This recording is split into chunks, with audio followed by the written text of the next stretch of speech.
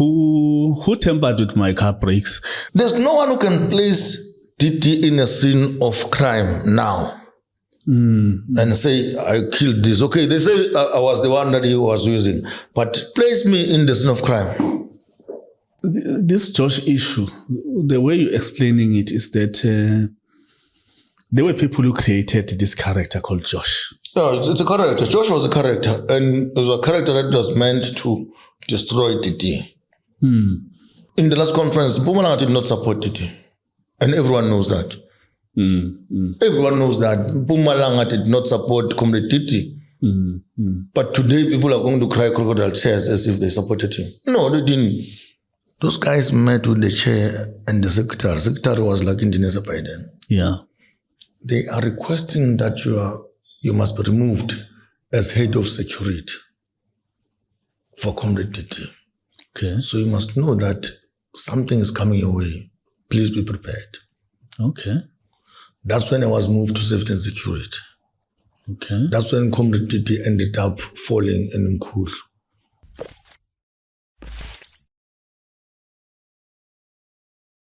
Yeah, it's a sad day for the country from Mpumalanga province.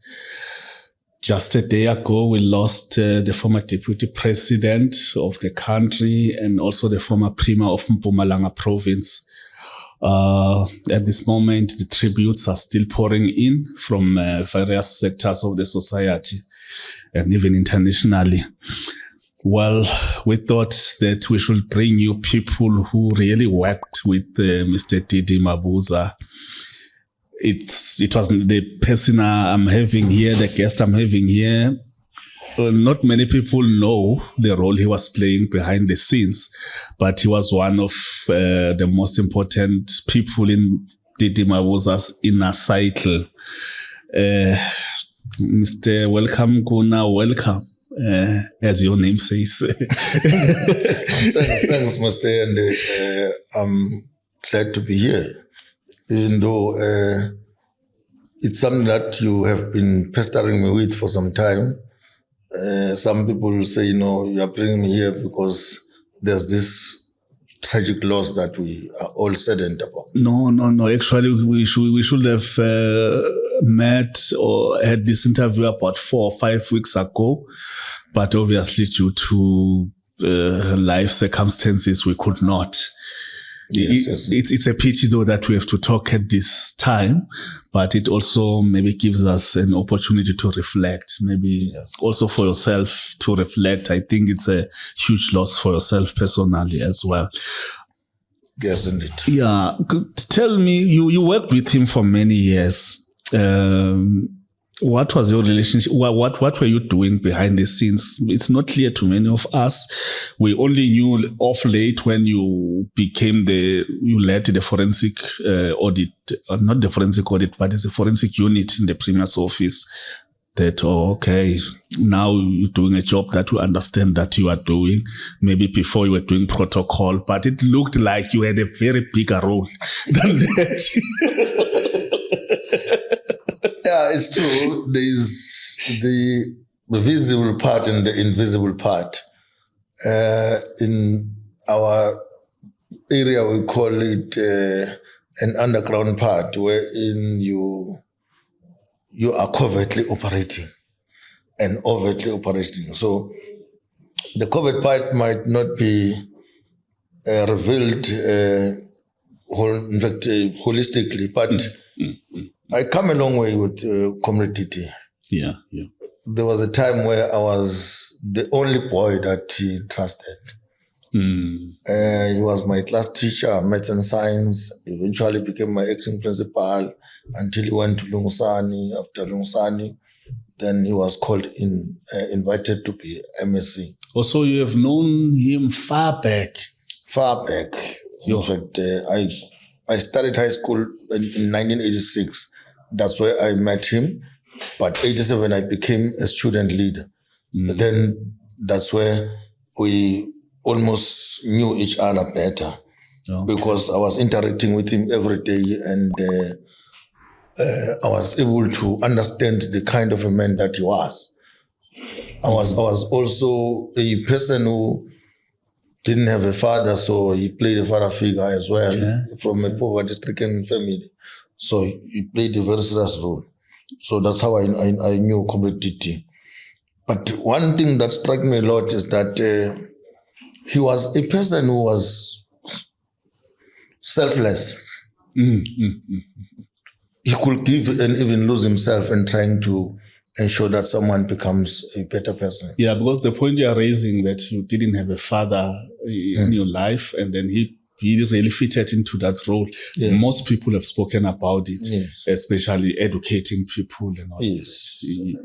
An educationist of note, a person, so there's a part that people don't know about Comrade DD. That man can crack jokes. You will laugh the whole day because of him. When he meets you, he will crack a joke, you will laugh. In fact, he was a slick dresser. He liked very top. You mentioned a point. The one guy I was speaking to, he raised this point, and I noticed that he's telling the truth. No matter even in a dusty street, doing a door-to-door, you will never see dust on his shoes or anything. What's the story about that? He was always neatly dressed. The man was very clean. Very clean. One thing that was there is that he chose what he would wear. Though you might not say, he didn't like bright colors. I've never seen him wearing a bright color. But make no mistake, what he will wear, it's top levels, but it doesn't want you to wear something that will indicate Louis Vuitton, Boss, no. Yeah, that was the man. A left-footed midfielder, he was a soccer player as well. What else? Left-footed. Left-footed. Even when he writes. He was left. Yeah. That's why they say those are the most intelligent people. Yeah. Hey.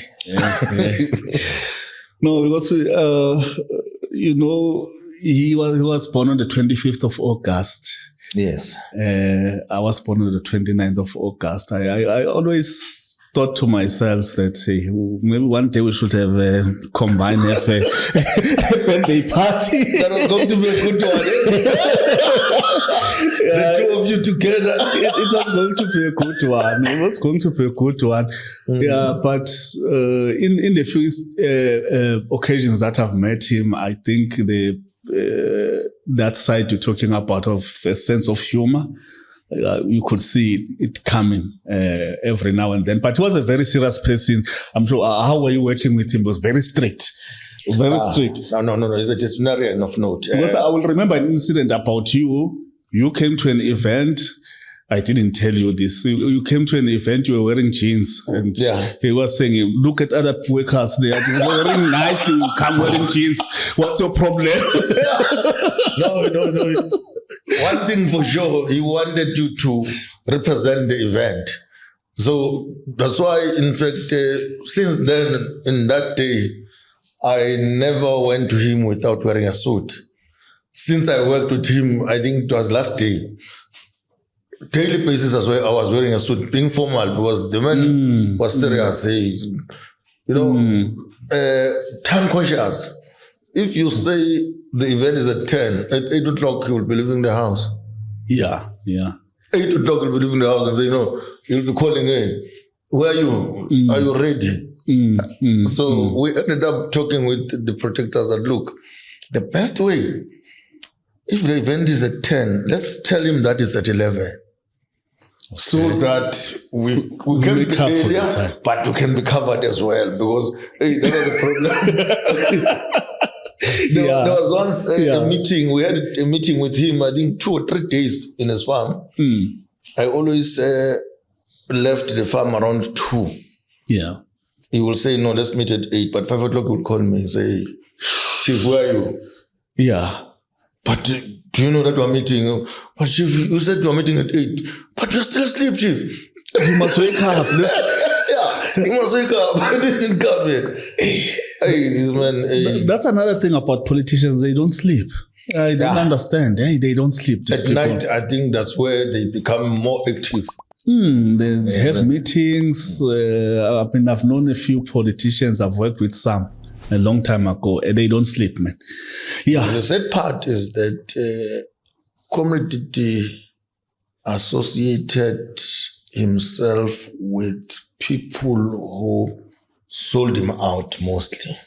Oh yeah. People who sold him out, and it was said, I remember the other day, some two guys were coming into the farm. I was seated there. He said, these two, they don't have guards. If they had guards, they would have sold me a long time ago. They tried, but I knew what they were trying to do. Yeah. So mostly people betrayed him along the road.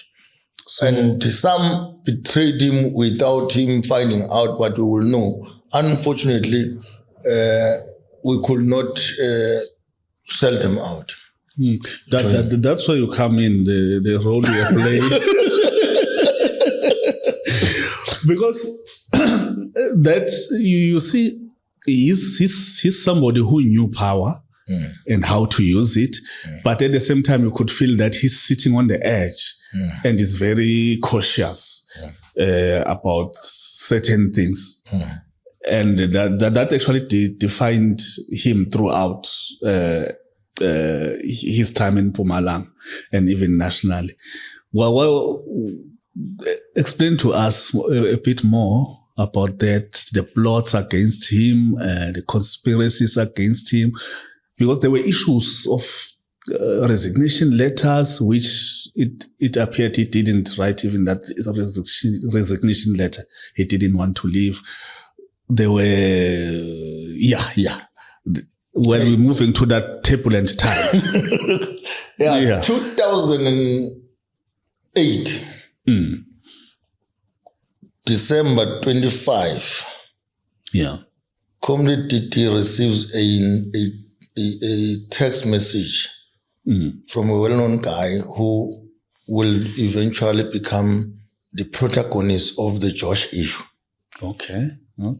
That guy says, I had a visit from a very senior guy in the ANC. Yeah. They are saying we must ensure that you are removed, and they are going to use this figure called Josh. It is 2008. Yeah, 2008 December. Well, the conference taken place that elected him to be. 2008. He was already a chairperson. Okay. Remember 2007 December, he got in as NEC member. Yes. In Limpopo. Yes. Unfortunately or fortunately, I don't know. Rule 12.8 of the Constitution of the ANC by then did not include that if you are sent to the higher structure, you must leave the lower structure. Oh, okay. So it was easy for him to stand. So he stood as chairperson. Okay. In Limpopo, he told us with Lasichiwayo, if you can ask Lasichiwayo, he will tell you, Lasichiwayo was omitted from the list of Abofigile Mbalula Watwati. Yes. And then he cried literally that they accused him of being a spy. Lasichiwayo. Then they said, no, welcome, go to Mpumalanga, just work the ground and ensure that Lassie and yourselves become part of the PEC. Then came our comrade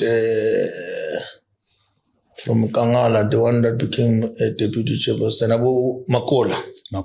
Yeah, they said, no, you will not be premier if you don't stand. I think Makola can say that even today. Then they pushed him to stand, and he stood and he became chairperson. Okay. Yeah, so I wanted to check when he received that text. He was already chairperson. He was already chairperson when he received the text. So the text was very clear. It gave him a roadmap. There was an interview where he said that he knew where this thing came from, and you were part of that interview in that hotel. You see. So subsequent to that, everything broke loose. That's when everything started. Unfortunately, my cousin also was involved in terms of the letter of resignation. Remember, Comrade Victor, my cousin, may his soul rest in peace, he was involved. And there was a picture where there was a Mercedes. We shared same cars with Victor, but my Mercedes was a C220, his was a C180. Okay. So the mistake that they did, they took a picture of the C180 at the border gate. That's where they said, I wanted to kill Josh. Oh, okay. So the police were ready to arrest me, but when they looked at the pictures, they could see that the Mac rims are not the same, and this one is a C180, the other one is a C220 CTI. Okay. Yeah, so that's how I evaded arrest. I was supposed to have been arrested by then. It was said, Caesar, because at some point there were police in my house. So now, just to clarify this, you were suspected of having gone to Mozambique.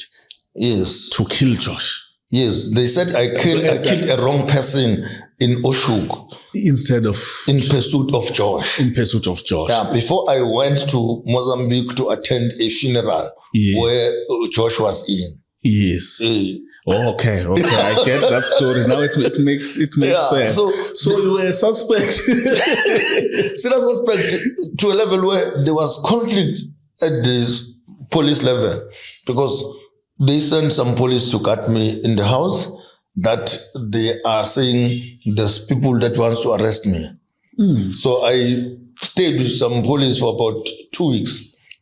About 7 police officers sleeping literally in the house to protect me, because these other ones wanted to arrest me, and they said, no, this one we're going to kill you. They will not just arrest you, they will kill you, because they are going to say, no, this one is very dangerous. Like you would have known that they were told you that I'm dangerous around the house. So you giving me a picture that even the people in the state security agency, there were those who were really doing the dirty job. I'm from the state security. I can tell you a lot of things. Unfortunately, when you become part of the state security, they tell you that there's things that you can't tell. But you can't tell. Yeah, but it was bad, because at some point, the bank account of someone who happened to be a protagonist was found to be in, it was opened in Malelane to pay the guys who will play Josh. I had a contact before this act that prohibits you from listening to calls. Yes. That was able to give me those things. So at some point, I remember I was passing over Tampered towards the Kulilis to Sentin. The Kulilis turn off to Sentin.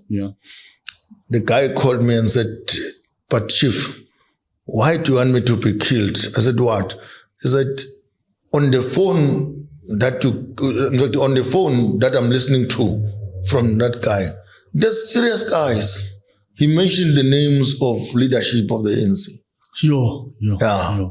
I said, what? He said, never call me again. Mistake that I did, I called Comrade TT same time. Say, hey Chief, there's a problem. The guy is saying I must never call him again. Following that, immediately the guy called me, but why do you call this man? So he was listening to my phone. Why do you call this man? 2, when there was all this trouble, I traveled to Northwest to pay lobola to one of my younger brothers. There's this turn off, Sun City turn off after Yeah. Yeah, N1. Yeah. Yeah. I saw cars, 3 o'clock in the morning, they were there. I went in around, there's a village called Tlhabane. When I went into Tlhabane, I saw the very same cars and I ran away because I could see that something is not right. Yeah. One guy called me, he was in crime intelligence, who were also using him because now I can say those things, but I wanted to include them in my book. So this guy said, Chief, what do you want there? I said, no, I'm here to pay local. I said, you must leave immediately. These guys are there to kill you.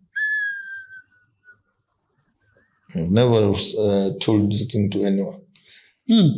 I ran for my life back here. And he gave me just a city. He said, listen to that city. In that city, I could hear who was calling who and what was happening. But fast forward, what happened is that the guy was killed in 2011. We employed him to be part of security in the Department of Health. Yeah. We also, because there was Montumasego, we also employed him. He's now in the Department of Health. Yeah. We employed the other one, Patwa. Yeah. The guy came to me before I went to England. He said, because I was standing there, he said, Chief, he was crying tears. He said, they are going to kill me if you leave South Africa.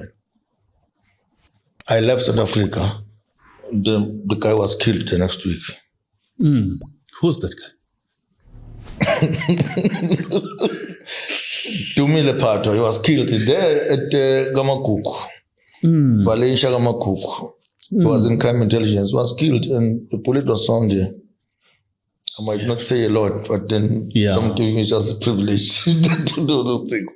So, I called the HOT before I left. I said, Chief, give this guy his appointment letter. HOT was Mahlangu by then in the Department of Health. He never gave this guy's appointment letters. Because the chief was behind me saying, no, Chief, tell those people to give the guys the appointment letters. Never. They never did it. Okay. You see, this Josh issue, the way you're explaining it is that there were people who created this character called Josh. No, it's a character. Josh was a character, and it was a character that was meant to destroy DD. It was a character. It's a fictional story. It's a fictional story. That's why when James was about to reveal everything, he was killed. Yeah.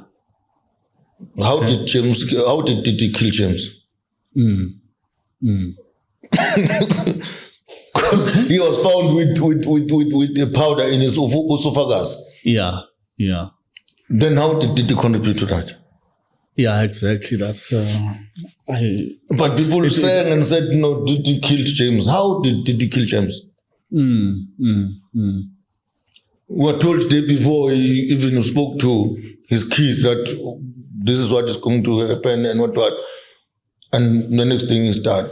And if that powder was a poison that was in his body for a long time, why is it in the esophagus?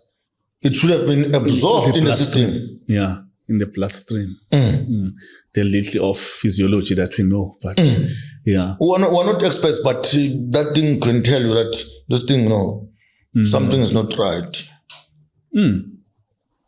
Remember that week, it's when the guy that was reported to be Josh was going to speak. Yeah. All of a sudden, this one dies. Yeah. And then people say, it's DD. How? Yeah, that's... There's no one who can place DD in a scene of crime now and say, I killed this. Okay, they say I was the one that he was using, but place me in the scene of crime. Place me in the scene of crime. That has been the mystery throughout. Because... surely we have enough capacity in the country to crack these kinds of cases. Mostly people who are accusing DD are the ones that DD fetched from somewhere in the dungeons, brought them into one thing. Weakness number one that I can say about community DD, my brother, is that he will bring a nobody and make that person a somebody. All of a sudden, that person thinks that they are too big. Then they want to overthrow the master. They want to overthrow the master. Yeah. Everyone was trying. Sad part, in the last conference, Mpumalanga did not support it. And everyone knows that. Everyone knows that Mpumalanga did not support Comrade Titi. But today people are going to cry crocodile tears as if they supported him. No, they didn't. They didn't. I can say it straight facing them. Yeah. They never supported Titi. Yeah, and the moment he was elected provincial chairperson, then is the moment the plot starts, as you explain it. Why people were not comfortable with him taking over? Who had interests to take over? I don't know. The picture is blurry. Yeah? You see, when Comrade Titi came back from Cape Town to be MEC for Public Works, yeah, people started throwing stones. Same time. Sometimes, remember, you will think people hate you, not because they hate you. They hate you what you can be when they give you a platform. So, I'm from countryside, as a few. I can tell you that all the people that are said to be spies are from Ezeview, no one else. They accused Siposuga to be a spy. They accused John Nkuna to be a spy. Yes. They accused DD to be a spy. Yeah. But one thing that's interesting, Oliver Tambo is president of the ANC. The one who knew everyone who was a spy. Yeah. He has never accused anyone to be a spy. Yeah. Two, Nelson Mandela. The last conference, Nelson Mandela spoke about the issue of spies because it was very boiling there. Mandela said, let's talk about spies after 50 years. Because if we can reveal what is happening now and who was a spy, even the ANC can be dead today. Sure. Yeah. It's a serious statement. Today you've got Jacob Zuma. He was arrested in 1963. You've got Nelson Mandela, Walter Sisulu, they were arrested in 1964. What does it tell you? When Comrade Thabo Mbeki says something is amiss with Jacob Zuma's arrest, then people begin to say, how can this be? It says Jacob Zuma was senior. Mandela followed Jacob Zuma to prison. Yeah. He's the senior person. Something doesn't add up. It's not adding up, yeah. Because Oliver Tambo was tasked to form controversies outside the country. While he was preparing to go outside, Mandela was on trial. Jacob Zuma has got a mission in Zirast, then is arrested in another province. So people that accuse other people of being spies begin to see them somehow. Ask them, how did you know that this one was a spy? Yeah, we'll come to that spy issue because there was a big issue of a big spying case, spy tapes or spy. Yeah. But now I want us to dwell a bit more on the George issue. Okay. So then the allegations stay there, and then comes the time when this person eventually comes out and speak that no, he's the one who was bought by certain politicians, to implicate DD in this whole thing. I don't know if you can clarify us on that, because also those areas are hazy. You see, there's this guy who was killing people in Pretoria. What's his name? He's from TV. He was extorting and killing people. Yeah. People ended up creating. Who's this person? Yeah, who's this person? I forgot the name. Yeah. No, They that create was a big case. character in order to destroy other people. John Wick. Yeah, John Wick. John Wick. Yeah, they created a character called John Wick. Yeah. And the man ended up being John Wick. But even in Josh, they created a Josh Yeah. that we all ended up fearing but not knowing where the person is. Yeah. We even said, no, but this Josh must be killed literally. But we could not find Josh. Yeah. Because Josh was a cousin of someone who created that thing in poverty in order to serve the interest of other people.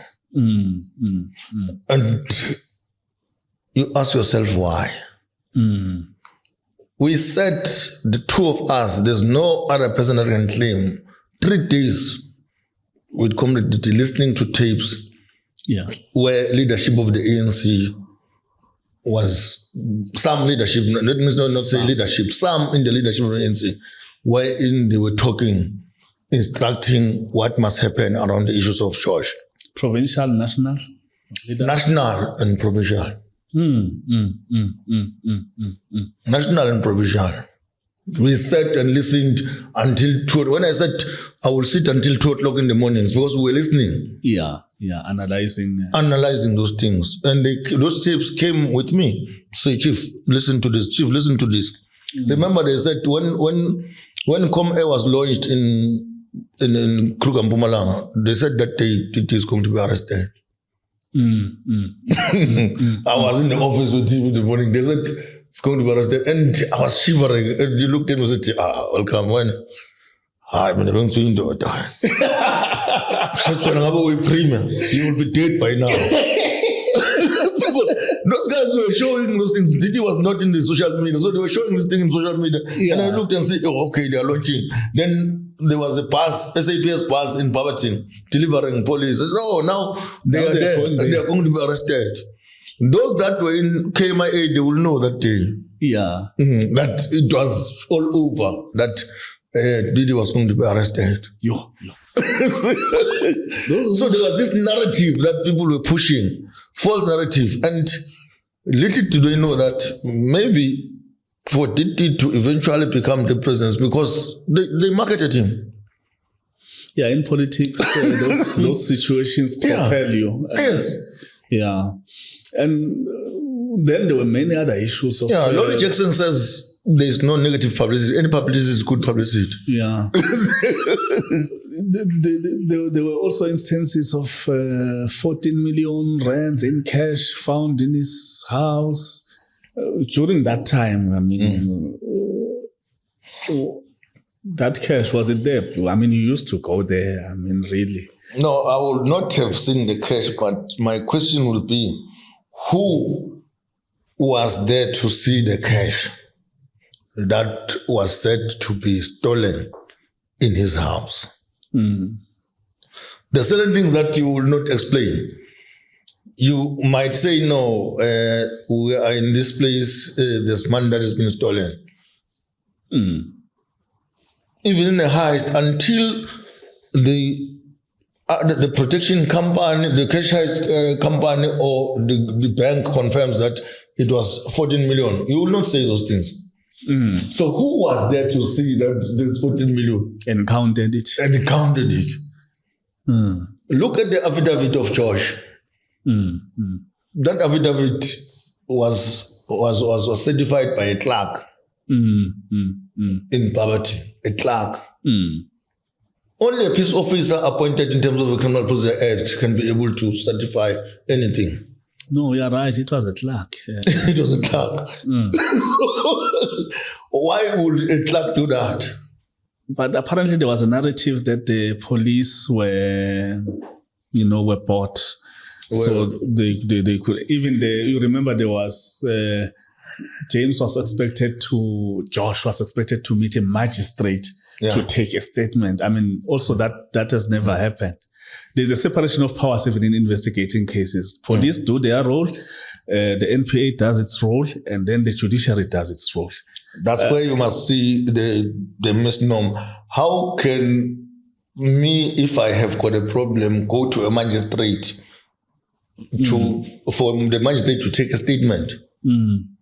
Magistrate doesn't take statements. You can only face the magistrate when you are in court. Yeah. NPA gets a statement from the SAPS. They value, they evaluate it and say, no, this is fit for trial. That's when the magistrate will see a doghead. Yeah,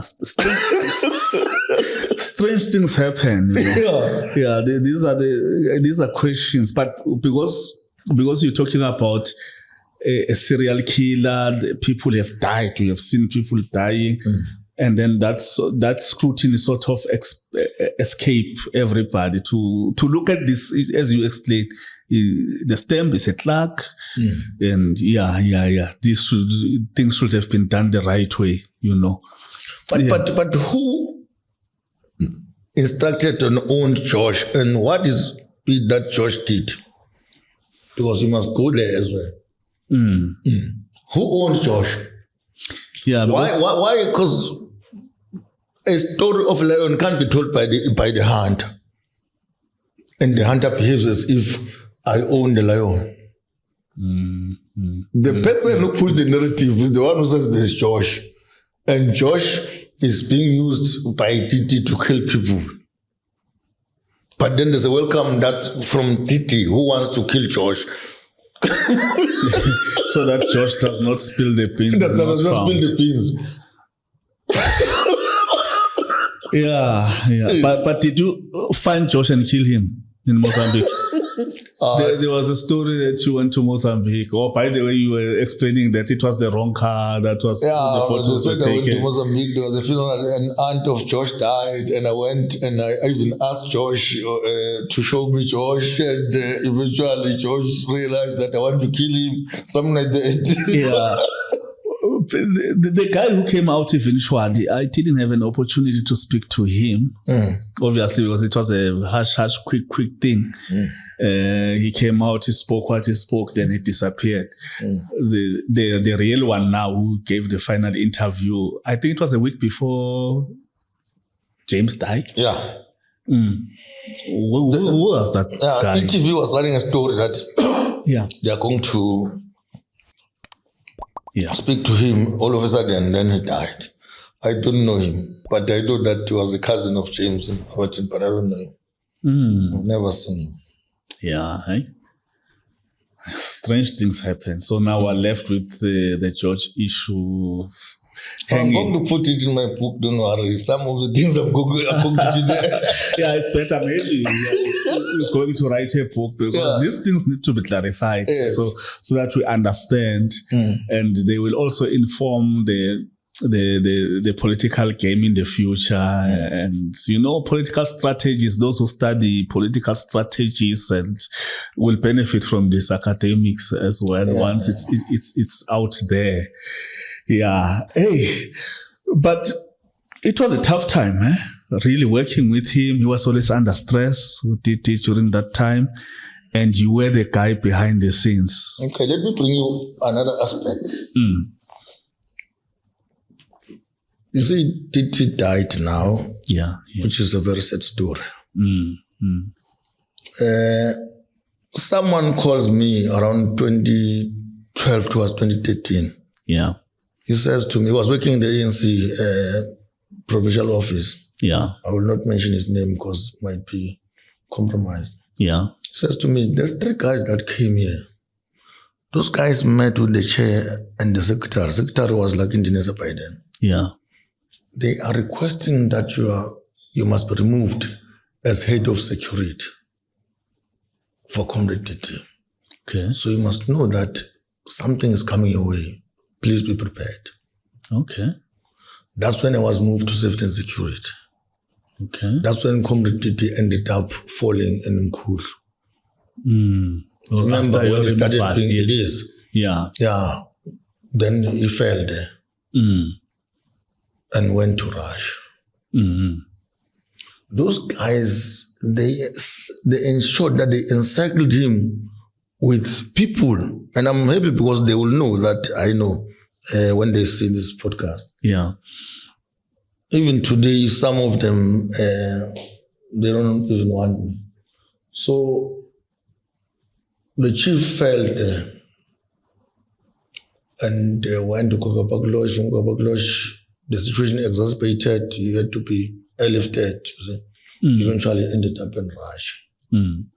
Remember, Comrade DD's demise started there, health-wise. He was never a good person after that, health-wise. Yes. Then I was called that Comrade DD wants you. He was in hospital. Yeah.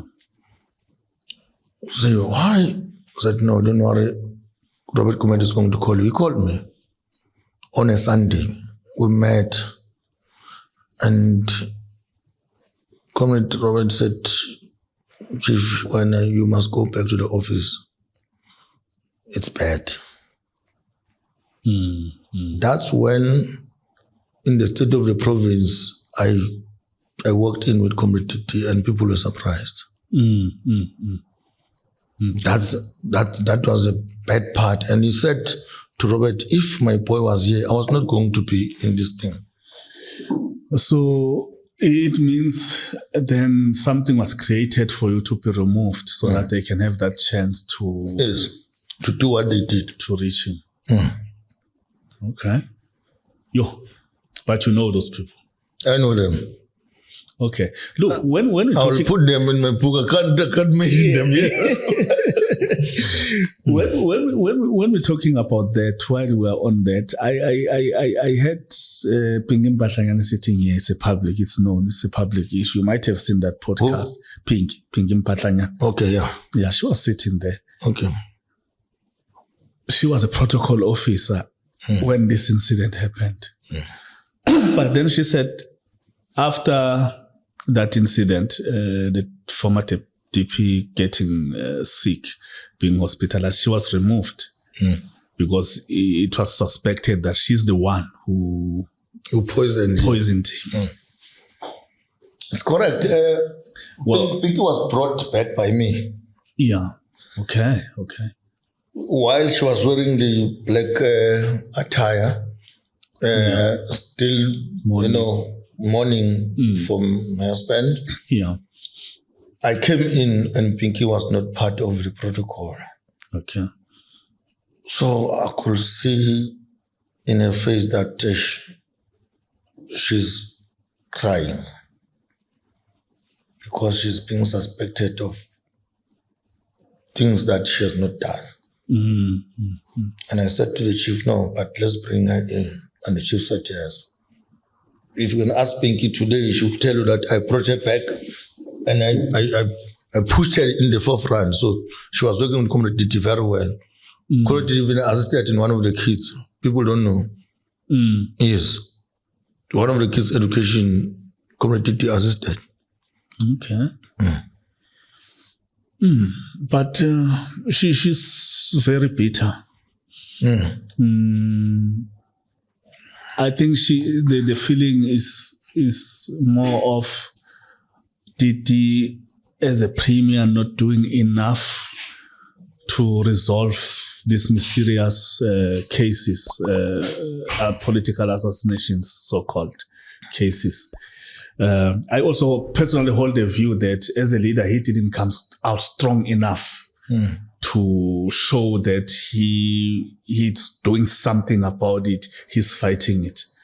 But probably it's because he was also under siege himself, so he needed to focus on protecting himself again. I don't know. Yeah, I think maybe Comrade DD was a victim of his own stature. Remember, DD had big shoes not to be felt by anyone. So he might have been a victim of his own stature because South Africa is a democratic country. Issues like this, you can take them to the highest level. Yeah. I always ask myself, though I don't want to feel like I'm betraying my friends. Yeah. That while there's all this, the issue of the stadium was with the National Public Works and Bombela, not anyone else. Yes. National Public Works and Bombela. Culture, sports and recreation didn't feature anywhere in the infrastructure. So why would culture, sports and recreation be such an important stakeholder to a level that a spokesperson can be compromised? I'm asking myself that. You see, KZN, I think people died maybe 100 times more than Mpumalanga, but they never pointed at any individual. Yeah, there is a battlefield. Today we've got Sinizuma Kata that died. We can name AKA not what, but in Mpumalanga, it's only one individual. There was a guy who was crippled, I think was from Hendrina or Delmas. We said DD killed him.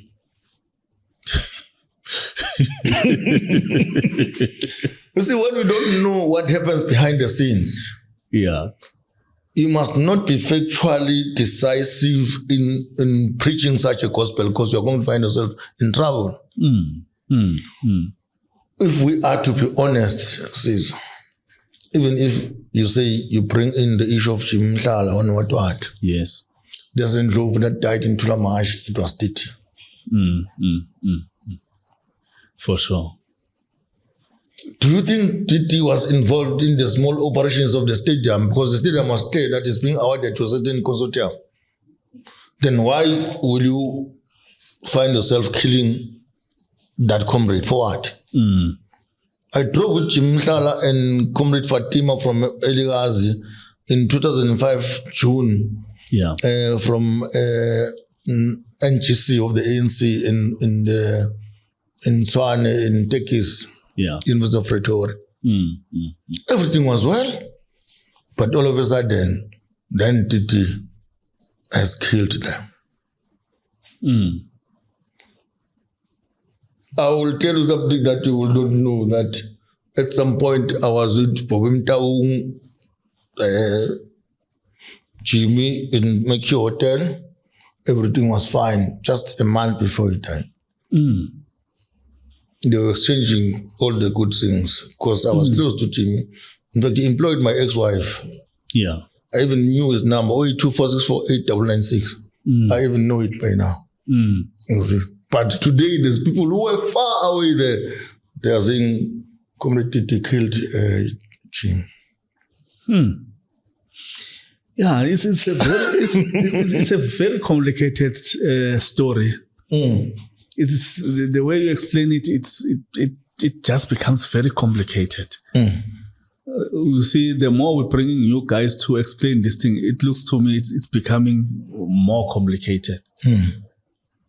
Because explaining that now, and you saying these people were meeting and everything was fine. I don't know. I don't understand. DD might appear to you as a very strong man, but he's also having his own weaknesses. I would say. You know, people who are strong, they are weak behind the scenes. When he lost conference in Mango College, Comrade DS Nkuna can tell you they exchanged some ways because he felt betrayed. Because I remember I was traveling with Moses Mabuza. We collected the secretary in Pine Lake Inn, Lucas Melo. We went down to see DD. He was very strong, but he didn't want to be chairperson, so he said, Comrade Fish must be chairperson. When we reached there, Comrade Mabuza spoke to Fish, said, Mara, Chief, who's lahle now? The man said, no, I'm lahle. And then he asked the same questions to Lucas Melo. Lucas Melo said, remember, Moses, responsibility comes with the outside pressure. So the more I'm pressurized to be there, the more I'm going to perform. I said, okay, that's fine. He was he was betrayed in the conference. So we sat in his review somewhere, he called DS and they exchanged some words. DS Nkuna, I think he will remember that thing. I remember. He will remember. I'm saying DS would remember, remember that thing. Okay. I ended up I said to DD, hey Chief, no, the way you are not fine. Someone sent me something. He said, I'm not fine. I said, why? He said, Tish, this guy betrayed me because instead of him being deputy chair to Fish, William Luisi ended up being deputy chair. Okay. I called Comrade Dixon Mazamula yesterday before my interview and said, hey, Chief, you remember what we did? I called Dixon, he was the chairperson of Skokun region by then. Yes. The current deputy minister. Yes. Yeah, he said to me, no, bring him here. We went there, it was a Friday, went to the house of Comrade Pala, who is late by now, is a former Robben Island comrade. Yeah. We found Comrade Pala with Comrade Diale. Yeah. He's also late and also from prison. They cancelled Comrade DD the whole day. Then in the evening, we went to, what do they call that thing? Pudungwana, ZCC. Yeah. So he met with the bishop. Okay. The bishop said one thing. I reminded the bishop in 2018. He said, don't worry, you are still going to be in power and in a very high level. Okay. And when you are there, please respect people. That's the ways that the bishop said to it. And in 2018, when he went there as he was a deputy president, I said to the bishop, do you still remember those ways? I said, I know, I'm praying for almost many people I don't know. I said, you said one, I said, yeah. Then now I can remember. Yeah, One thing that shocked me when we went there, I was driving his C240 Mercedes. After the turn off that says Palabura, going down, there's a filling station. After the filling station, there's this straps there. A big snake just closed the road. I saw the man being broken and he looked down. I could see that he's crying, but he doesn't want to show me as his Ntwanayak. I said, Chief Gulu. After time, the snake passed and we went. That's when we went to see the guys there. So he had his weak part, which people didn't know. Yeah. And that was the first conference contesting a top five. Yeah, top five. Remember, he's a former regional chair of Nelspruit. Yes. Nelspruit was a region by then. Yeah. Then when we incorporated Betrayal, because I was in state security then, I could know that Betrayal is coming into Mpumalanga. I went to see DJ Sbui. He's now an advocate and owner of Mtunzi Lodge. Chief, they say we're coming to Mpumalanga. I said, yes, we're coming to Mpumalanga. I said, remember when there was this border? Yes, I remember. Comrade Posa and Jaxi on the other side and others on the other side. And I said, no. The chief wants to see you. We came to Dross. The place that you call Fishmonger was a Dross by then. We came to meet the whole region.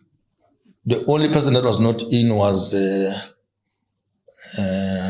Cecil and Love. The rest were there, including Mandla and Love. They were there. Okay. I handed them over to Comrade DD.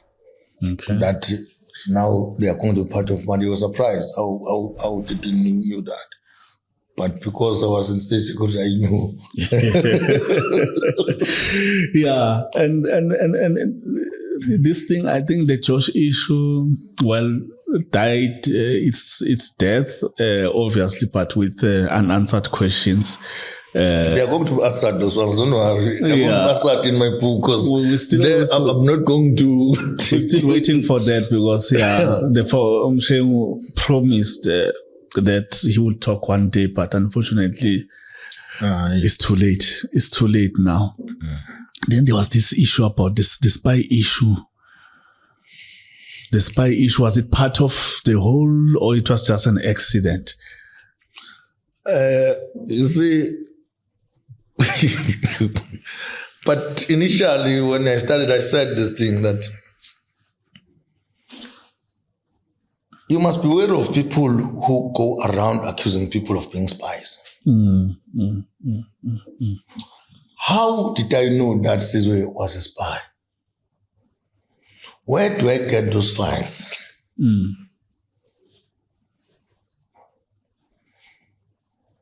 It is a long toiling issue because we met many times in Central Ganyamazane and Mshatsa when I was still in COSAS as a deputy president. Comrade Posa arrived there at some point. One thing that was there was that Comrade Siposugati was called Lagama, meaning he was a spy. Before even Nkuna, before even issue of DD, people of his view have been accused of being spies. But if you were to analyze properly, what would be of interest in his view from the enemy? Because the highest concentration is here, going down to Mozambique. Now you are being accused, in his view, for being a spy. Spied against who? And Comrade Siposugati to ask this question, I said, guys, tell me, I don't mind anything else, but why are you saying I'm a spy? Where did I spy and what did I tell people? Because remember, Comrade Siposugati is the elder of WTT, Comrade Sandile and other guys. So now something cropped up again. They said there's a document that was put somewhere in a house that says someone is a spy. So if you find the document outside, you take it and legitimize it yourself that real indeed was a spy. Can I trust you that the document, you got it somewhere? You are part of those people. You might not say it, but you are part of those people who concocted the document. Because in terms of law of evidence, a document that is acceptable in a court of law must have an author. If it doesn't have an author, it's not legitimate. So who must stand there? Then you say, no, I don't know. But already you have sparked this thing. A discipline cadre will call you and say, man, hey, I've got a problem, man. Can we meet? What's the problem? I say, I found the document. What's happening? Can you explain this? Why must the document take a route to the DSG of the EC? After DSG go to newspapers, then you say, no, this one was a spy. What is it that you're trying to prove? It's a problem. Because we, the ones that serve the community, we can ask one question. Show us where TT sold out one person. Because his comrades were alive. I might have been far in the issue of Nkuna, weapons to my brother. I might have been far. But something is suspicious. Something does not end up there. I'm saying Tambo, the owner of the ANC, because we elected him and even gave him 20 to 30 years to live with the ANC outside the country. People confessed. We have got documents. We know we've got documents, but I can't produce that document and say this one was a spy. We've got documents. Someone lied saying that he went to exile through commerce. We know that Khulu Subiya was in Rent Daily Mail. He wrote a story in the front page that top what escapes to the ANC ranks. And that thing, when I was in Westec, the child of Kulusbia who was playing rugby told me that, my father, they were there, they wrote this story. Hey. So you must be aware of people who go around pointing people that they were spies. Yeah, it was proven in the Heifer Commission that it's not easy to say someone is a spy. Because how do you prove? This is a web of conspiracies, man, that we really I'm try telling to you solve. about a senior leader, Jacob Zuma. There is no document in the archives of the court that says he was sentenced. But he spent 10 years in Robben Island. Even went before Mandela went there. And his father was a station commander. But will the country ever be able to unravel this whole thing of the spy, the counter allegations, the allegations? Because it seems like a very complicated web, man. Since I was trained by FBI and CIA. After that, I started in England and Malaysia, Kuala Lumpur. The name Mkapla, I did not get it in the streets. I reported about the collaboration of those that were leaving PAC and the MK when we came back to the country. Yeah. Then they called themselves MK Apla. That report got into the front page of the machine. Oh. Then Comrade Teddy Coleman said, this one is Mkapla. That's why I got this name. So I have been in intelligence before 1994 and even post 1994. So some of the things that people say, they just talk but they don't know. The issue of pointing people that are spies, these are proper spies. The ones that are pointing others. Yeah, the ones that are pointing others. You can only know a thief because you're a thief. Unless that person stole from you, and then you say, no, I'm saying this is a thief because he stole from me. I get where it's coming from. So people must stop these things. They must stop these things. Yeah. This thing of Micholo say, I'm going to talk. He has never spoken even one thing. Yeah. No. Okay. I have a question in my mind, but I don't want to be seen to be setting you up against other people. You can ask. I will tell you if I can answer or not. Let's leave it. Because see, sitting there again a few weeks ago was Jacques Modipan. Yeah. The veteran of the ANC. Yes. I know him, respect him very well. Okay, well, he was able to name the guy who sold him, John Nkuna. This one sold me.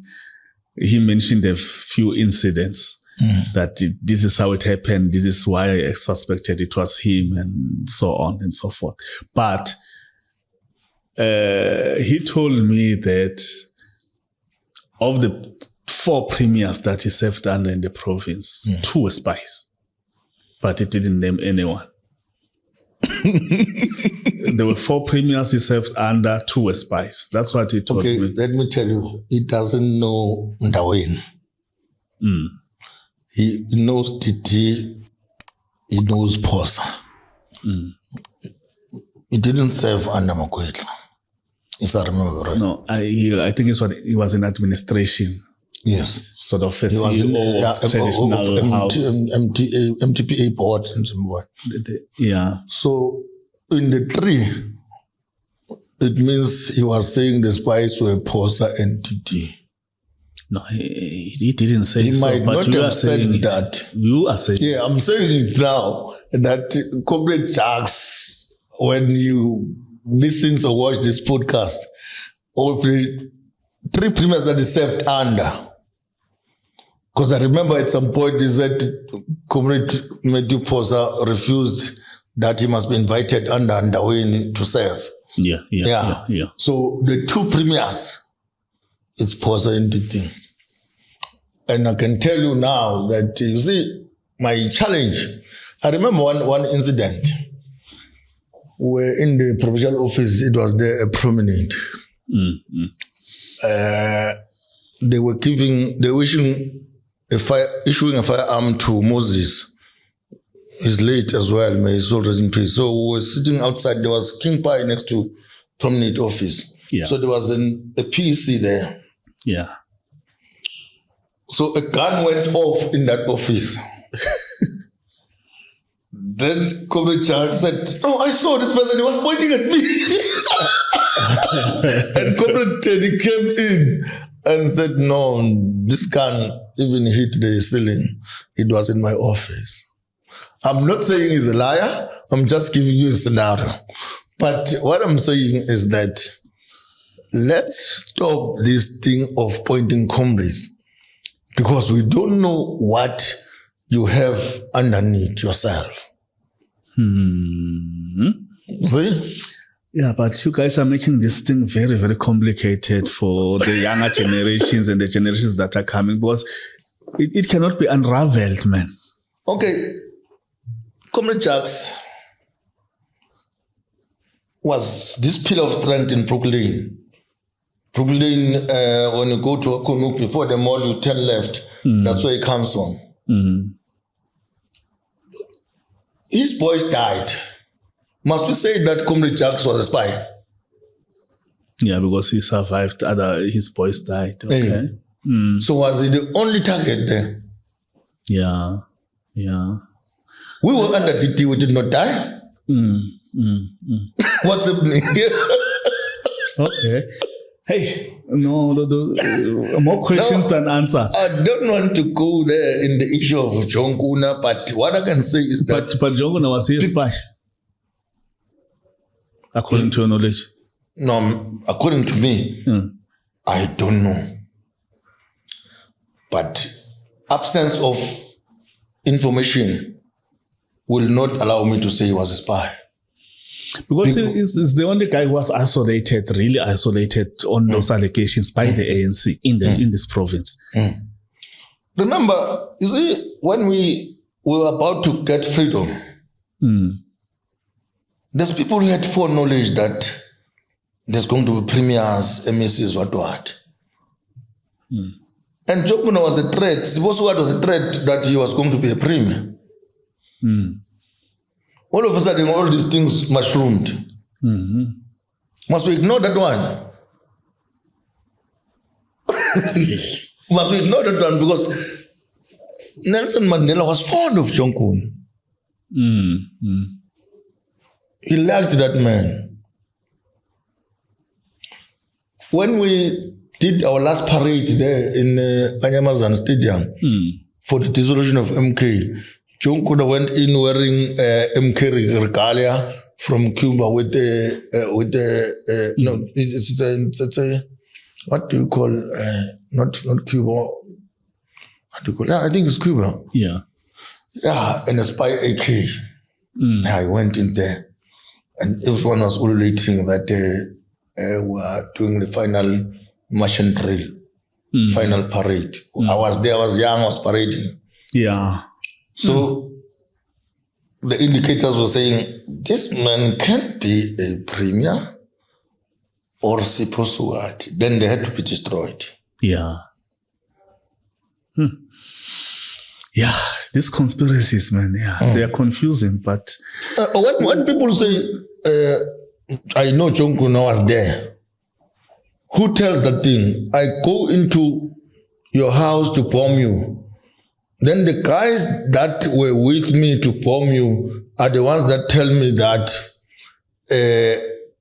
Welcome was there. Kapla was there. And I said, no, I found them now. Yeah, this one doesn't like me. He wants to bomb me. Can such thing happen? Yeah. Because there's a story that Van Sailed. There was pictures of Nkuna hunting in National Park with Van Sail. How did those pictures reach the other guys?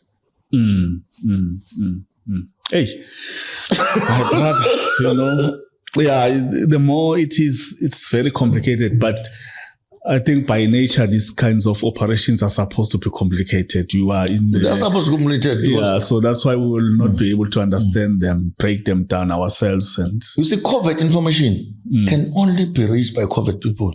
And the comrades that you have just mentioned, they were never in the covert operations. They might have operated never in the covert operations. Yeah. We listened to phones, we did everything, and we know what we're talking about when you're talking about intelligence operations. Yeah, I think this information should be given to independent experts in your field. They decode the information for us to understand. Then we can now say, yeah, this one was spy, this one was not, this one was a double agent, this one, yes, people talk. I did intelligence science. No one in Mpumalanga can say they did intelligence science. And you did it abroad. Yes, intelligence science. So people can say whatever they want to say. They don't know the science of intelligence. Ask them about Jeffrey Archer, the one that we study when we do intelligence science. They will not tell you. You must Google Jeffrey Archer. You'll see what you find there. Yeah. Not these things of people just being reckless with information, trying to be relevant. Yeah. It can't work. Look, talking about the premiers. I mean, you served. You've been in the premier's office. DD. Then there was refill. You left before Madagaskar came in. Under refill. You left under refill. What's your take working with these different premiers generally? I can tell you that. I knew Comrade Fosa. When I went to the US, he bought me clothes in Johannesburg, but I've never tasted his premiership because I was still a protector by then. So I'll be unfair if I judge him on how he performed. Oh, well, you were his protector. I was protecting DD by then. I'm the first bodyguard of DD. Oh, okay. Yeah, with Comrade George Maile and Comrade Jabulani Madonsela. Okay. Comrade Jabulani Madonsela died. You see, Comrade DD brought sense and proper governance in Mpumalanga. Even the current premier can tell you that whatever they are presiding on is what DD has done. Even the hospital, I was there when we were in Bushbuckridge looking at the Mapulaning hospital, and the community said, this one we must close. We must find the hospital. A proper one. DD is a game changer. Even when he was DP, is a game changer. So he did a lot. You have been around. He built even houses from his own foundation and proper houses. 8 what do you call these schools? The boarding schools. The boarding schools. Yes. I think personally I was impressed by that. Yes. The parliamentary village. He said no. Public is wasting a lot of money because we are always renting. Yeah, for MECs, MPLs. Then we must have a parliamentary village. That tells you something. Comrade DD came up with the International Fresh Produce Market. So the man has got serious milestones. Yeah, true. Comrade Rufile, I think she was a caretaker premier. I don't remember even one decision that she took that game changing. Where was game changing. I'll be lying, in fact. And I can't lie to myself. Even if she watches this, she'll know. Yeah. I don't remember. Just before we move on, boarding schools he built to accommodate farm children. That was brilliant. I mean, having grown up in Dakral myself, where Yeah, you are in a school, but it doesn't have the resources.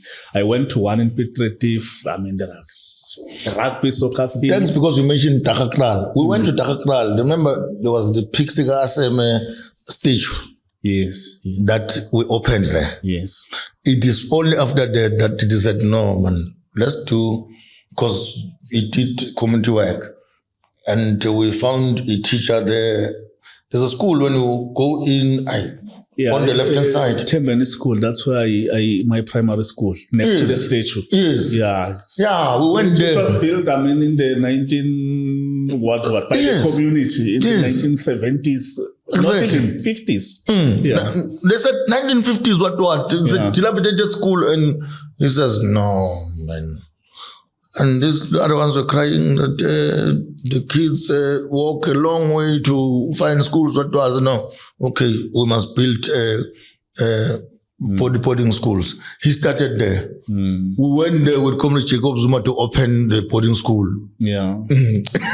No. Personally, I was impressed. Also, personally impressed by his passion for education, in spite of the fact that when he started as the MEC, you remember the metric scandal, but he turned around and proved us wrong that, look, I'm a teacher by training and education is my passion. And I know that he educated many people out of his own pocket. So with education, right? And then these other projects, your high altitude center, good project, your creatives hub, cultural hub, agricultural hub. Yeah, the farm produce market, all those big projects, but very ambitious because it looks like they've committed the finances of the province for a long time. You see, the problem is that maybe the administrators are not fair to the government and the people of this country. If you check the finances in the international fresh produce and even the boarding schools, remember, before you build something, you'll have your civil engineers, what are coming in, even costing the project. Yeah, for sure. Also accommodating accumulation over the period that they're coming to building. They project over the years. Yes. They do projections, yes. It would cost this much. Exactly. They increase maybe 10 or 15% every year. Yeah. But fresh produce market and some boarding schools are double the amount. Corruption. Corruption. We must be honest. These comrades are corrupt. Yeah. Some politicians, they even collide with the administrators to ensure that they get what they want. Currently, leadership, what they are doing, it's wrong. Yeah. You go to the AC, there's no money. But we put you to be a mayor or to be a regional chair or a provincial secretary, you are rich. Yeah, exactly. Coming from you, you are maybe a relevant person because you were heading the integrity unit. It is a forensic unit. Yeah. What did you find? What did you find as you were heading that unit for that particular time? My colleague who came in after me died. Easy. Yeah. We're talking with Pompey, Litwaba about him. More than 15 bullets. And I don't know whether it's you or someone else asked me, how did you survive? I did. We did a story. I remember I interviewed you. Oh, yeah. You interviewed me.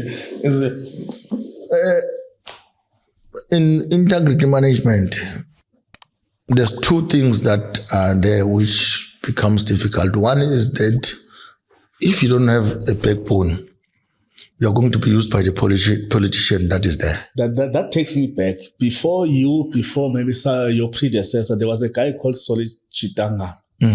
His departure from the province was not ceremonious. It was not nice. Because it's not nice. Let me cite one example. You know, in forensics, your escort is your last report. Yeah. In intelligence, we say give a politician what he needs to know, not what he wants to know. Okay. What he needs to know. Okay. And what he needs to know sometimes is not palatable. Doesn't make music in his ears. Mm-hmm. Under COVID, the premier then, as she was, Comrade Rafil, comes to me saying, you must investigate. It looks like there's corruption here. Mm. Already she has made a statement. So, okay, no problem. She says, go to social development. There is Lindiwe Chalchal. Go to sports, there's Tandisho. Go to agriculture, there is Mandla Msibi. What is the third department? It's about 4 departments. There was Cocta was not part of it? I think was part of it. Yeah, I think Cocta. Departments, yeah. Who was in Cocta, but I'm not sure. Mandla Msibi. Yeah, Mandla Msibi. It was Mandla Msibi. Yeah, he said, go to these departments. And I asked myself, why must I be a censored, even given departments to investigate? But no, because there's a public statement, there's my politician, I'll go investigate. Remember, she was not in good books with Mandla Msibi, not good books with Lindiwe Chalchali, not good books in Tanisho, not in good books with Vusho. Yeah. And they said, go there and investigate. So those are the MECs that were initially appointed by DD. Yes. And she found them there. Now remember, there's big departments that are unleashing budget to issues of COVID and trying to respond to COVID. Public works, even now, there's officials that are charged. There's Department of Health, they use gloves every day and everything, including, and you have got education, very big department. Yeah. But she chose the 4 departments. And I went and investigated. I found nothing. I wrote a report. So there was nothing? Yeah, I wrote a report and submitted to my superiors. And then it was said, welcome. Who were reporting to the DG? Or yeah, I never reported to anyone. Okay. I always reported to the DG. Okay. Here's the report. There was nothing. Yo. That person nearly killed me. That how can there be nothing in those departments? But when I say you're as good as your last report, guess what? Eventually, Mandla Msibi, Lindiwe Chalchali, and the premier became one thing. What do you think she was going to have been saying to them? That welcome is the one that will put you under the pass. So I was decisive in saying, no, this one I will not do. You know, I grew up under that situation. So I knew that if you do 1, 2, 3, you're out. Yeah. I arrested people that community, that were close to community, and people were not aware. If there's one thing that I can tell you, community has never called me to tell me who to investigate and who not to investigate. And people thought, hey, this one is controlling. No, is it chief? Continue. Yeah. If there's a favor that I did, it was out of my own creativity, not because he said so. No. Yeah. Okay. But I knew that in forensics, today I speak to you, tomorrow you don't. Yeah. Even the HOD for human settlement that ended up being declared an illegal immigrant. Yes.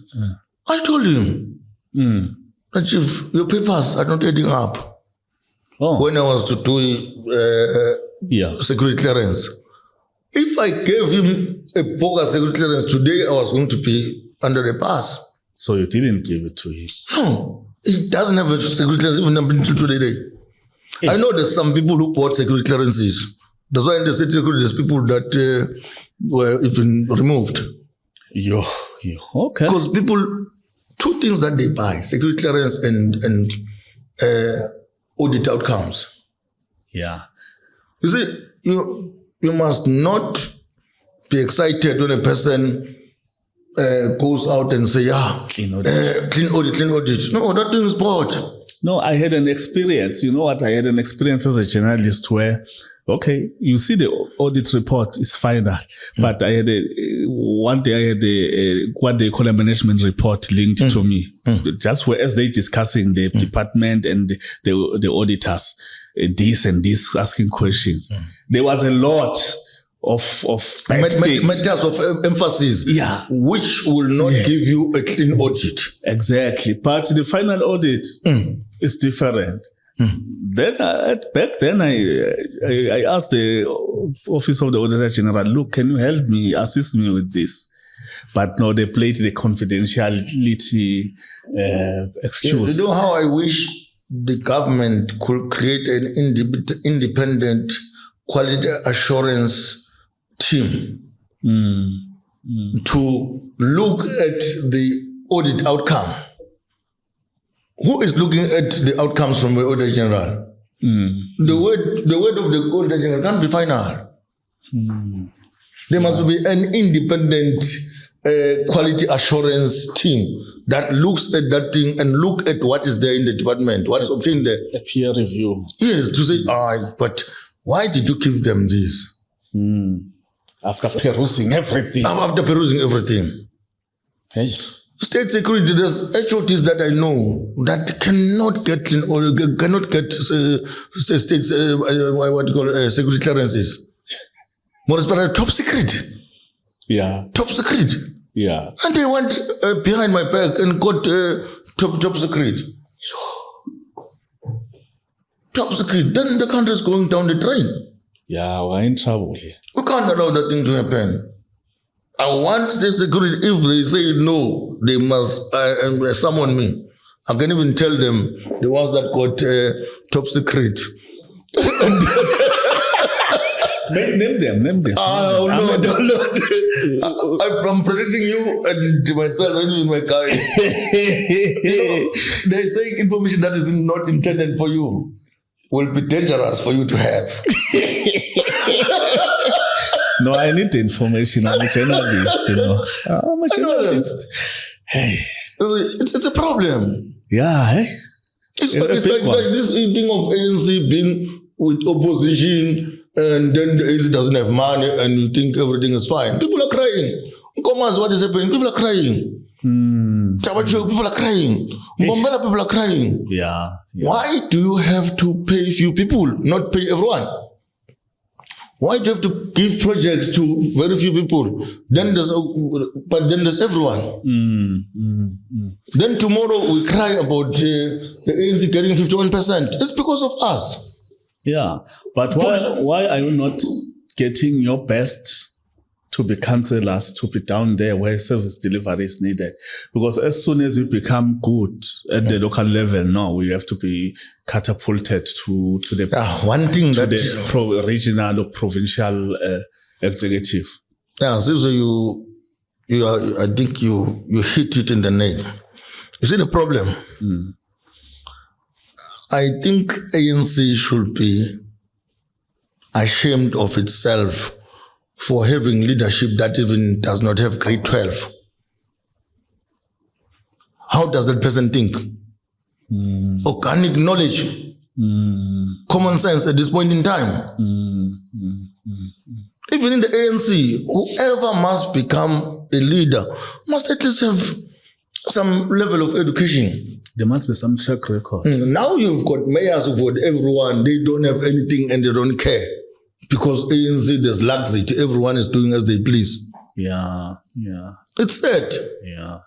We're studying every day. It becomes a problem. We're studying every day. Because even if it's informal education, I think we should recognize informal education and give it the necessary respect. But there must be evidence that the person must be helping him or herself. But the person is like, instead they're just collecting money, they're becoming rich, and we're saying as an ANC were fine. No, we are going to be facing government of local unity not long because people are not fools. They are sitting there and saying, no, but this thing can't continue like this. And people have proven the fact that we got 40-something% national and in Mpumalanga for the first time we got less than 60% to 51%. Yeah. It must tell you something. I moved ahead a little bit. We will going to get into exactly those topics because now your transformation from being to a politician, which is very interesting. Which is very interesting. Just a personal question. Maybe you have an answer. But I don't know the question. No, the question is, who tampered with my car brakes?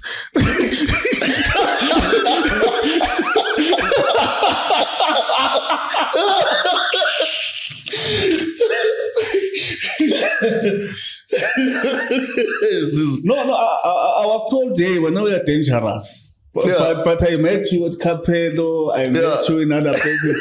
I said, but Umchita, there's a man. And that's why we are here. And I've even been to your private residence and drank water and and you were free. Drinks. And, you were free.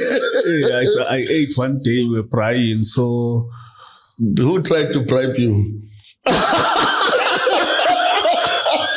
No. Yeah, that's another question maybe you should answer. That's another question you should answer. I don't know. But I was with Mabuza's told. I spoke to him yesterday. Maybe he's gonna come. He agreed to come. So that we talk these things. I mean, okay, a person like him, maybe a person like you, but we never had any clashes. So him. There's another journalist, a colleague of mine. We had personal clashes in the line of work. Okay. But you know, those people taught me something about Mabuza and him. They really taught me. They showed me humility, what it is to being a human being, because they really understood the pressure that we were under, why we clashed. But they didn't become any enemies to me. Even today, we still speak and we're laughing about this thing with Himara. Somebody set us up. We have to look at it that way. Somebody set us up. And who's that? Oh, you must answer. You must answer. We suspect you. Said when the brains behind most of these things. I must be honest with him. I'm honest with you. Today I'm honest. Today I'm revealing everything. I'm also honest. I don't know. Mabuza, his vision has never changed. No, I told Mabuza the other day. I came to you as a brother and we're talking and I told Mabuza one day, he will tell you when he comes here, and I want him to watch this so that he can know. We were sitting in Magnolia in White River. With Comrade DD.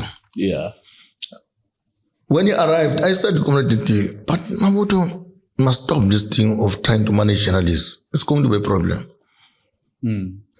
Because that's intelligence work, it's my work. He can't be able to manage journalists. And Mabuza came in and said, no, I know, I'm going to deal with them. All of a sudden, there was a case Mabuza by yourself. And I want to say to the chief, that thing I told you, you must not do it. You see? So I don't know. There's other operations that I might not have known. It is not like I was the commander-in-chief and ensuring that everything happens. No, I never. What I knew with you is that you hated DD, but I realized after time that no, man, that's a misconstruction of what Sizwe is. No, Sizwe was just probing because he's at work. You know the problem. I'll tell you the problem where it started. Maybe where he's even resting, he went to the grave with that thing. Many people, we have never done this. Many people have approached me claiming that they can bring me closer to him.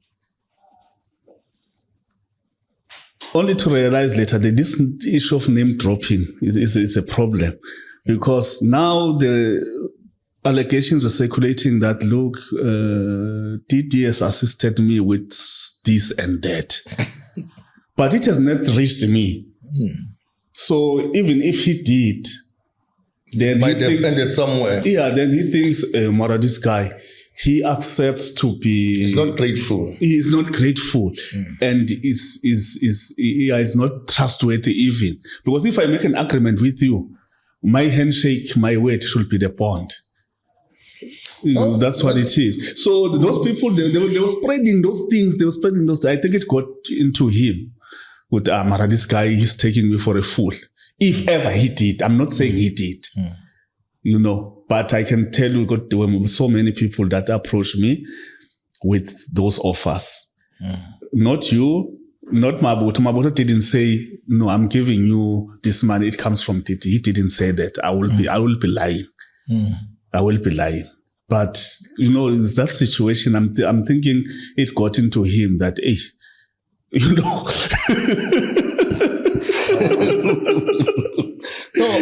there's someone who wrote on Facebook today saying research says that this thing of using Lomzala's name, I think I saw that. Yeah. Has come to an end. Yeah. Community is a victim of his own people that were around him, wrongly so. Because they told bad stories about people and also told the people about what and how they feel DD must say about them. That's why in the leadership of ANC, mostly comrades just deserted him. But today I can tell you that are the ones that are in the forefront. That's what I'm saying. Some, when they came into the farm, was sitting under the tree with him. The famous tree. And they were coming in and said, these ones, they don't have guts. They don't like me. If they had guts, they should have attempted, because they were with people somewhere doing 1, 2, 3. Because what really touched me, after he came from the first sickness in hospital after 2 months, we were at Nothing House. There was some gathering. Hey, then the man was angry with me. First time he confronted me. Yeah, you wanted me dead. And it's because I was really asking questions through the office. Where's the premier? What's happening? We hear this from us and so on. That was honestly an honest answer. But he approached me with that. I don't know whether if you know this, because I did it old style to respond to him. I wrote a letter, I printed it out and made sure that it gets to his desk to explain to him, look, I cannot wish you death. You are a politician, I'm a journalist, I'm doing my work, nothing personal between us. Explaining everything. I still have that letter. I had to explain to him that, look, this is what, and he accepted. Really, he phoned me or we met, and then he said, I got your love letter. Okay, I understand. Because, hey, people will do a lot of things, eh? No, people around him, they will destroy people.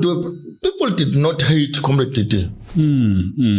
But the people around him made him to hate people because of the false information that was reaching him. They were talking. Falsehoods. If a person does not want you, he will then use Comrade DD to hate you. Exactly. That was bad. I remember there was a time I was supposed to quit the RSA, and Comrade guy came to me and said, hey, Chief, so-and-so does not want you. I said, what's happening? He said, Comrade DD writes your name that you're going to be in the RSA, and this one's say, never, Chief. Nah, this is bad. And these are people who were teaming up with people that were against DD. Those are the same people that requested him to remove me, only to find that Comrade DD will get sick.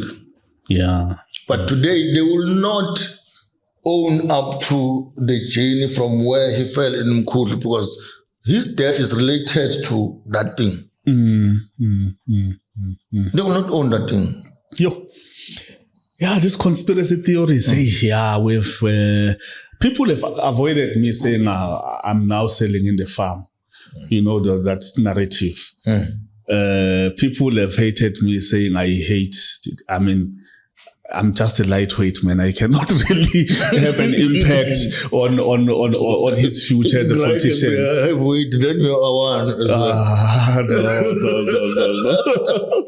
But anyway, you are not telling me. Okay, it's fine. Let's move on. Where now we are no longer in government and you are a full-time political activist. What's there? There's an RSC coming in Tanzania. Are you in a position there? Are you, or branches, are they want to put you in there? What's happening? Yeah, I'm nominated to be an additional member in the RSC, so we're going to see in the conference if I emerge or what. Remember, conferences nowadays, they can be bought. Even if you're nominated, you might find yourself not being part. On whose slate are you? I'm not in a slate. No, there must be a way, man. You know that the way things work now, it's a block nomination. It's done in blocks. If it's JK, Masie, then these are going to be his officials. This is going to be his REC additional members. If it's whoever who's contesting to Nkata, yeah, then it's the same thing. Truly speaking, I'm a political educator. So in Bombela, I'm leading what you call Ortambo. Oh yeah, a school. Okay. I think I vouch you for doing that. I vouch for you for being that, because when you try to analyze the ANC on social media, you make a lot of sense. So it becomes difficult for me to come here with straight face and say that I belong to a faction, because I'm teaching people not to belong in faction. They always say that, but they even call me principal. So how can a principal that leads a school or a type of foundation school then go out there and say, I'm standing in this lead? So those that nominated me want to see me leading. So I will not say whether I'm this side or that side. But what I know in the ANC, there's nothing like a second term. I explained to comrades. Okay. Go to the constitution of the ANC, there's nothing like a second term. Okay. So comrades are saying second term. Second term for what? If you're an individual, the challenge now that we're facing is that there's no assessment of performance. If you're an ANC employee. Is assessment of performance that you are already a chairperson. How have you fared? Oh, okay. The political side of things. You are a secretary. How have you fared? Yeah. What makes you eligible to be nominated again? Not second term, deep second term. So our problem. What have you done? What have you done? So comrades who have elected them, they're all rich now. Make no mistake. They're all rich. So that's you want that. That's why you no. get into politics. I'm not saying. But you must have that political guilt consciousness to say I can't be rich beyond my ability to make money while people are suffering. We know there's financial distress now, but how can you be rich? How can you be rich? Yeah. Why are real comrades unemployed? Because real comrades are unemployed, working down the street. I can tell you now that many of them who are leading, they don't have the experience and the sacrifice that I did, talking about me now. You see, in the struggle. Yeah. 1993, I got involved in an accident with the Golf City Eye that was owned by Comrade Jackson Tembo in Nkangala, around SS Kosana Game Reserve. People were trying to shoot us. And my mother had to stay without knowing where was I for about 2 months. I went to jail at 17. I stayed for 10 years without food on hunger strike. Ask those guys that are leading, where did they do those things? But instead, they don't want us. Whoever was part of that time, they don't want them now. Yeah. They want new people that they can manipulate and do everything. We're studying. And we'll never cease to study. But those guys, they will not want to. But there's a stark difference between the generation of you guys who were in the trenches and the generation that came after in 1992, then they reaped the benefits. There's a stark difference because most of you, when I assess you, you really have a genuine concern of the people. But also you take education seriously. But the new ones, they want to make quick money. Yeah, they don't want education. They can kill for a position because they want to make money. They don't want to study. Yeah. Some of us want to have PhDs and go and teach in the university. Them, a person has been a councillor for 15 or 20 years, but still doesn't have grade 12. And in the municipality, you'll find that there's a bursary for them to study. Yeah, not even a basic public administration certificate because you are in the environment. At least it can assist you. That becomes a problem. But are you having any qualifications? Because you might be talking here, you have nothing. I'm doing my master's. Your master's in what? I've got okay, let me leave all these other qualifications overseas. What? Yeah. I've got a degree in economics and philosophy. Oh, okay. I've got a postgraduate in the same department. Now I've just entered master's. You're doing a master's program. Okay. But I can tell you I've got security management until to level 3, which was England and Malaysia. Yeah, because 360 degree change that we've done. Yeah. From because I was at the level of doing masters in England, but then, when this politics started and I had to leave. Yeah. So I said, no, let me do something else because they want transcripts. What? I said, no, let me leave there. Then I'm going to start afresh. You see? Okay. So I'm busy with that thing now. But that change from being a head of security, being intelligence, and being in administration, forensics, and now being a politician and you're going for political office, how do you manage that? It's a big change. When I can tell you that I'm also studying in Julius Nyerere University doing Portuguese and French. You'll be surprised. Oh, okay. In Mozambique. Oh, okay. But I know. So I like education. I know you can speak Portuguese because. Yeah, I can speak, but not to that level. Not to that level. I want it to be at that level that I. Oh, okay. So that's why I'm doing it in Julius Nyerere University. My professor is Professor Nazir there. Okay. Or online. Online, and next week I was supposed to go there. Unfortunately, with this said passing of the TP, I said to the professor, let's postpone it to the other week. Okay. So every month, 1 week I must spend in Mozambique attending. Is it? Yeah. Oh, that's interesting. Yeah.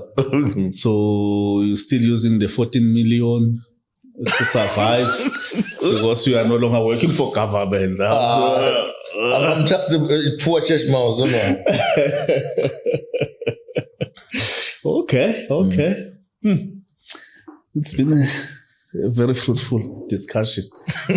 I'm not sure if there are files you want to throw before we close it. That I was listening to your phone. Yeah. Hey, what did you hear from my phone? I didn't ask that. I heard that question, yes. I had that question in my mind, but I forgot. You remind me. Who did I speak to? To listen to? No, I did not have capacity to listen to people's phones. No, but when the first thing I heard about you is that in the surroundings where you are, we are under surveillance. You are listening to us, or you can even jam the phones and everything. Where's that device? Because they said you are the one who's got it in the province. And when there's no network, we're looking at, is he not around here? I forgot about that. I put myself in a wrong position. No, everybody's conscious about their phones, the apps they are using and everything, even today. I remember Premier Posa, I can't remember what was the discussion about, but he was saying in Mpumalanga, even in the Kruger Park, the giraffes and the elephants and the lions are parked.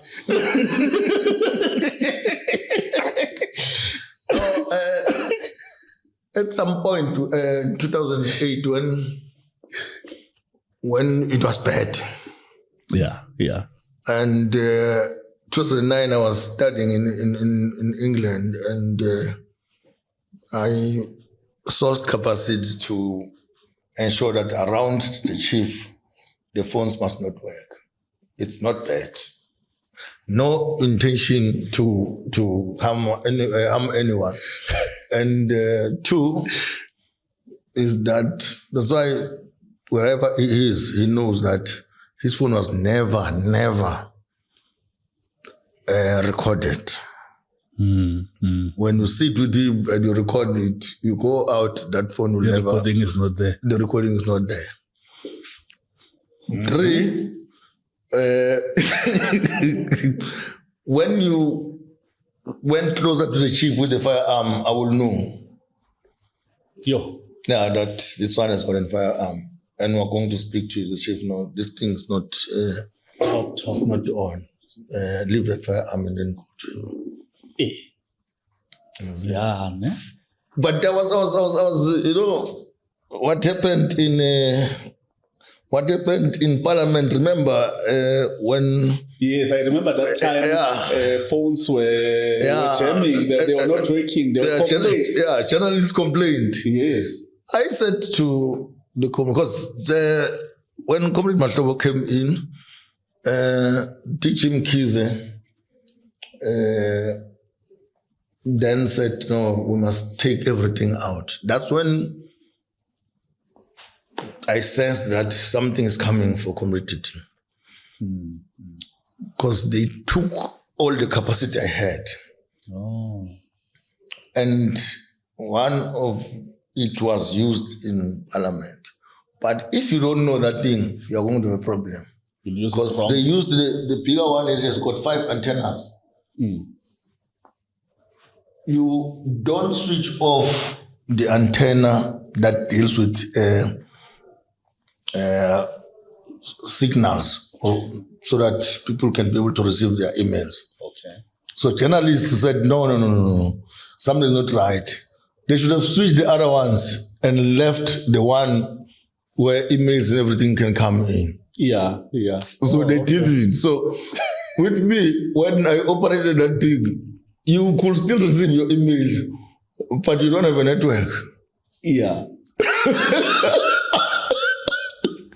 You still. So it was interesting that I said, and I watched there. I said, "Oh, it was a big issue." Yeah, it was a big and issue. opposition came in. Yeah, our network. What? Because I think it was a TA guy that started that thing. Yeah. Because journalists send messages to him. They say this thing is Yeah. So I've been accused of all these phones or what, but some of the things I will not tell you because they might be self-incriminating around those things. Yeah. But which conversation you picked up from my phone? So you really, and you said, "Hey, Chief, this one, I really seems." But you know the circles when you had your guys. What's the other guy, man, that you were close to? Journalist? Yeah, there's this guy, man, you were very close to. No, locally. I've been friends with many journalists. Yeah, but top guys. Mandla, Not Mandla. Yeah, man. Tom was a journalist. Tom Kosi. No, remove I was Tom. speaking to him almost every day. That's this guy, man. I'm trying to remember because, I know him. local guys. Yeah. I think he was in Mpumalanga News, but not Muslahom what. Mpumalanga News. I know Mbegezeli, Mpumalanga News. Riot was never there. Because it was a small thing there. There's someone, I think even in your book you covered him. Okay. In my book, the journalist was there, man. It's Mbegezeli, man. Mvoli. It's You know, that person was in the fold of Wumziligas and yourself. When you were about 3 or 4 top guys. Is a woman? No, a guy. A man. You always spoke to him. Yeah. Yeah.